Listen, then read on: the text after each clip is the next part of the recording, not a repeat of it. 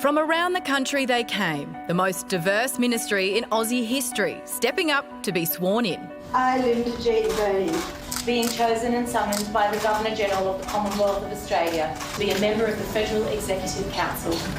A record-making 19 women on the front bench, including our first ever female Indigenous minister. We've got women of enormous calibre who are going to play a critical part in shaping the policy of this government, but I think shaping the character of this government. And straight from the top, a promise to do politics differently. We need to change the way that politics operates in this country.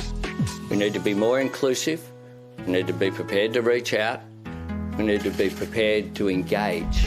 But for more than 2 decades, Australian politics has been a blood sport. Mate, because I want to do you slowly. You should go. I will not be lectured about sexism and misogyny by this man. Well, hang on. Sit down. I'm still hearing. You sit down, Griffin. So can the 47th Parliament play nice? Things don't change with one parliament. Things don't change with one cabinet. Real shifts and change to power take time. They take policy, just like we've seen with gender quotas, which took 20 years to really have impact. But changing Parliament's culture could be in everyone's interests. Studies show more women in Parliament is associated with increased life expectancy in the general population.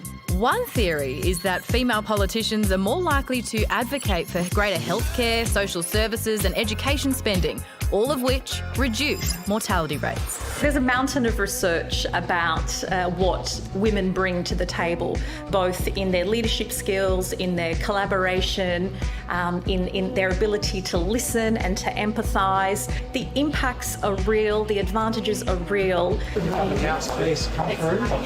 So now there's a government that at least looks more like its constituents. The pressure's on to deliver on its big, bold promises. Kristy McBain was the Mayor of Bega just 2 years ago. Today she was sworn onto the front bench as the Minister for Regional Development and joins us now. So, Kristy, this is the most female parliament we've ever had.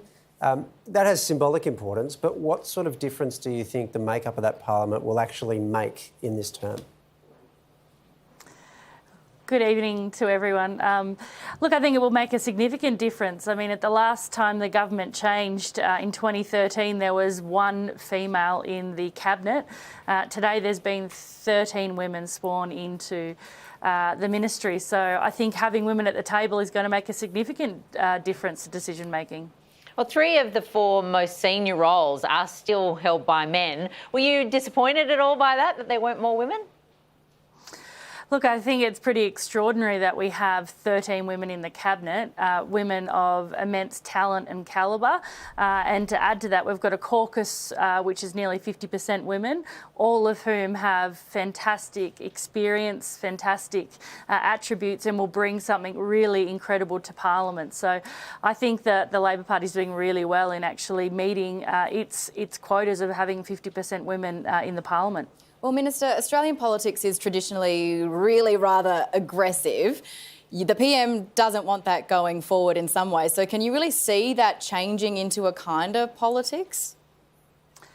Look, I can. I think what's really important is that we actually have to outline how it's going to be different. And I know that we already have ministers that are working towards how Parliament is going to look this term, what those sitting hours are going to be, making it easier for families with young children, and trying to really work with that crossbench to understand what it is they want to achieve in this term of Parliament.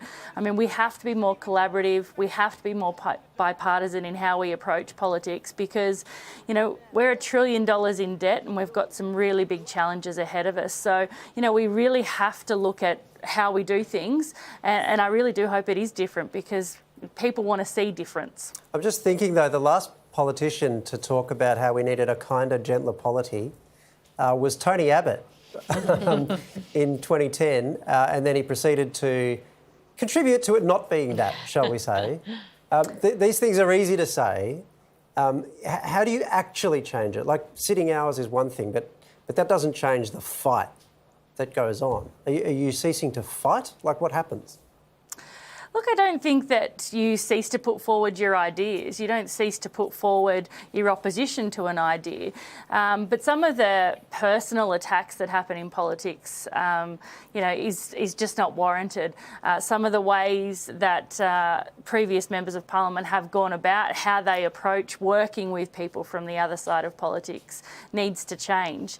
And I think we have to put forward those ideas. I mean, the last term of Parliament, there was a committee that actually put forward bipartisan recommendations about changing question time, about changing some of the practice and procedure in Parliament. So it is about politicians actually coming together and saying we want to make this difference, which is the big challenge. Yeah, it'd be interesting to see if Anthony Albanese calls someone a buffhead, because, to be honest, that was pretty funny. Yeah, it was funny. But I'll leave that there. You don't have to engage with that, Kristy. Thank you very much for speaking to us tonight. Well, buffhead, I think, is a nice colloquially Australian term, and I think we all know what that means. Okay. I think quite a few of my kids probably call each other that frequently. So sometimes it's a term of endearment, right? I don't think it was in that case, but I appreciate the effort. Buffhead is on the menu. Brilliant. Thank you very much, Kristy. Good to speak. Thanks, guys.